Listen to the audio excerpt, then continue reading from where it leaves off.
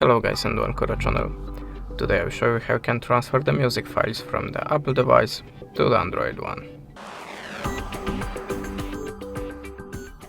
So to transfer files we're going to use the Send Anywhere app, so you have to download it on the both devices.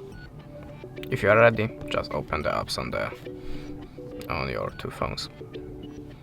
Now on your Apple device, look for the music files.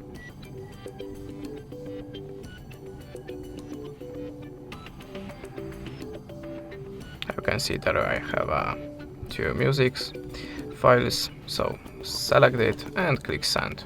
Now on the Android device click Receive and input this key.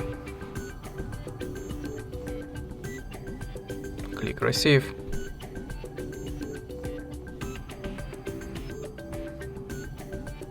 And that's it.